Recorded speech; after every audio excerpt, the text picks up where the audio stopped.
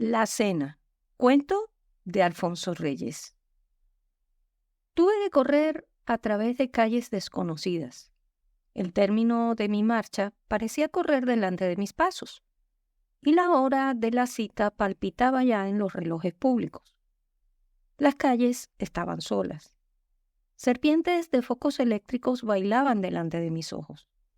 A cada instante surgían glorietas circulares, sembrados arriates cuya verdura, a la luz artificial de la noche, cobraba una elegancia irreal. Creo haber visto multitud de torres. No sé si en las casas, si en las glorietas, que ostentaban a los cuatro vientos, por una iluminación interior, 4 redondas esferas de reloj. Yo corría azuzado por un sentimiento supersticioso de la hora. Si las 9 campanadas, me dije, me sorprenden sin tener la mano sobre la aldaba de la puerta, algo funesto acontecerá. Y corría frenéticamente, mientras recordaba haber corrido a igual hora por aquel sitio y con un anhelo semejante. ¿Cuándo? Al fin, los deleites de aquella falsa recordación me absorbieron de manera que volví a mi paso normal sin darme cuenta.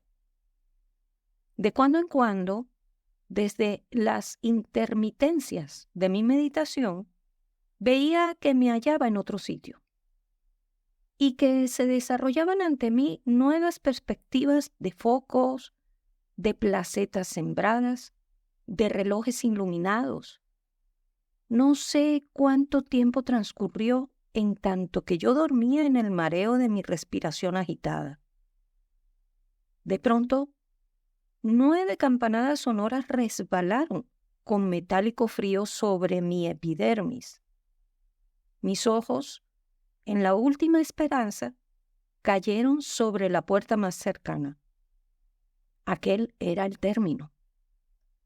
Entonces, para disponer mi ánimo, retrocedí hacia los motivos de mi presencia en aquel lugar. Por la mañana, el correo me había llevado una esquela breve y sugestiva. En el ángulo del papel se leían manuscritas las señas de una casa. La fecha era del día anterior. La carta decía solamente: Doña Magdalena y su hija Amalia esperan a usted a cenar a las 9 de la noche. Ah, si no faltara. Ni una letra más. Yo siempre consiento en las experiencias de lo imprevisto. El caso, además, ofrecía singular atractivo. El tono familiar y respetuoso a la vez, con el que el anónimo designaba a aquellas señoras desconocidas, la ponderación, si no faltara, tan vaga y tan sentimental, que parecía suspendida sobre un abismo de confesiones. Todo contribuyó a decidir. Y acudí con el ansia de una emoción informulable. Cuando a veces, en mis pesadillas, evoco aquella noche fantástica, cuya fantasía está hecha de cosas cotidianas y cuyo equívoco misterio crece sobre la humilde raíz de lo posible, paréceme jadear a través de avenidas de relojes y torreones, solemnes como esfinges de la calzada de algún templo egipcio. La puerta se abrió. Yo estaba vuelto a la calle y vi de súbito caer sobre el suelo un cuadro de luz que arrojaba junto a mi sombra la sombra de una mujer desconocida. Volvíme. Con la luz por la espalda y sobre mis ojos deslumbrados, aquella mujer no era para mí más que una silueta, donde mi imaginación pudo pintar varios ensayos de fisonomía, sin que ninguno correspondiera al contorno, en tanto que balbuceaba yo algunos saludos y explicaciones. «Pase usted, Alfonso». Y pasé, asombrado de oírme llamar como en mi casa. Fue una decepción el vestíbulo. Sobre las palabras románticas de la esquela, a mí al menos me parecían románticas, había yo fundado la esperanza de encontrarme con una antigua casa, llena de tapices, de viejos retratos y de grandes sillones. Una antigua casa sin estilo, pero llena de respetabilidad. A cambio de esto, me encontré con un vestíbulo diminuto y con una escalerilla frágil, sin elegancia, lo cual más bien prometía dimensiones modernas y estrechas en el resto de la casa. El piso era de madera encerada. Los raros muebles tenían aquel lujo frío de las cosas de Nueva York. Y en el muro, tapizado de verde claro, gesticulaban como imperdonable signo de trivialidad 2 o 3 máscaras japonesas. Hasta llegué a dudar, pero alcé la vista y quedé tranquilo. Ante mí, vestida de negro, esbelta, digna, la mujer que acudió a introducirme me señalaba la puerta del salón. Su silueta se había colorado ya de facciones. Su cara me habría resultado insignificante, a no ser por una expresión marcada de piedad. Sus cabellos castaños, algo flojos en el peinado, acabaron de precipitar una extraña convicción en mi mente. Todo aquel ser me pareció plegarse y formarse a las sugestiones de un nombre. «¿Amalia?», pregunté. «Sí», y me pareció que yo mismo me contestaba. El salón, como lo había imaginado, era pequeño. Mas el decorado, respondiendo a mis anhelos, chocaba notoriamente con el del vestíbulo. Allí estaban los tapices y las grandes sillas respetables, la piel de oso al suelo, el espejo, la chimenea, los jarrones, el piano de candeleros lleno de fotografías y estatuillas, el piano en que nadie toca.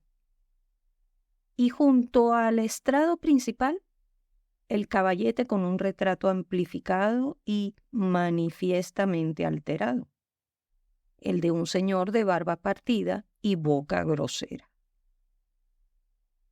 Doña Magdalena, que ya me esperaba instalada en un sillón rojo, vestía también de negro, y llevaba al pecho una de aquellas joyas gruesísimas de nuestros padres.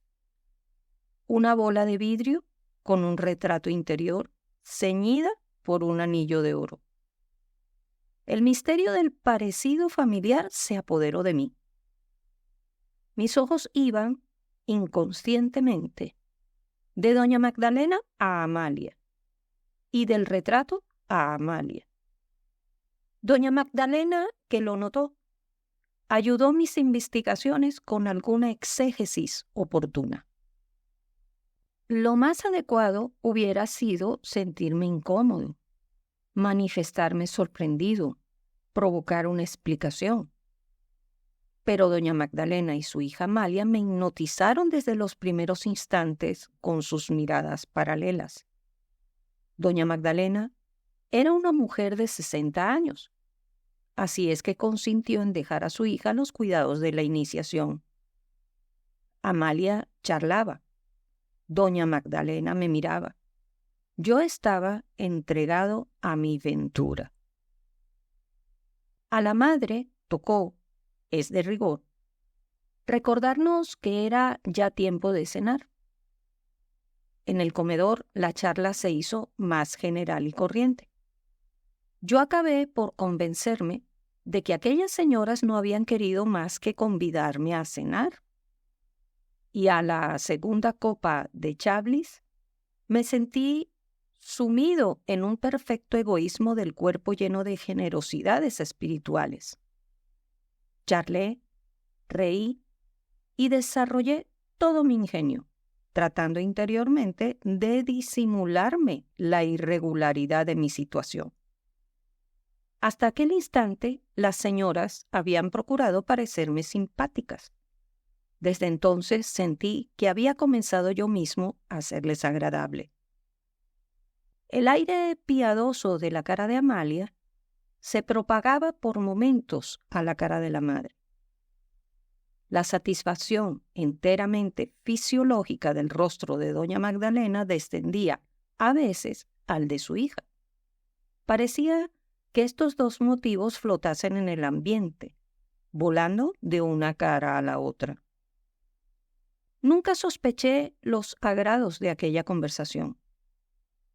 Aunque ella sugería vagamente, no sé qué evocaciones de Sudermann, con frecuentes rondas al difícil campo de las responsabilidades domésticas y, como era natural en mujeres de espíritu fuerte, súbitos relámpagos ibsenianos.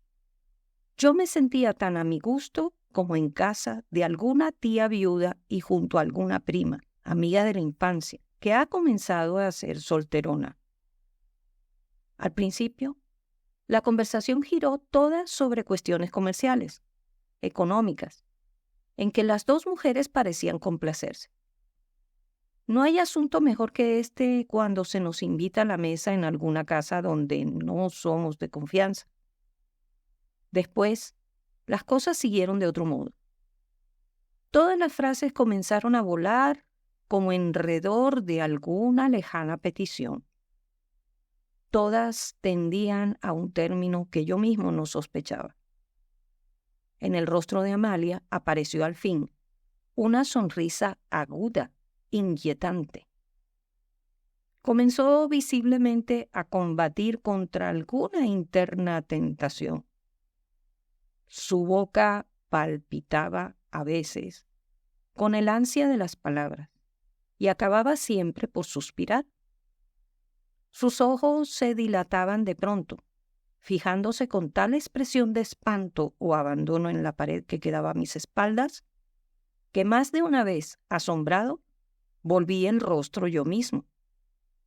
Pero Amalia no parecía consciente del daño que me ocasionaba.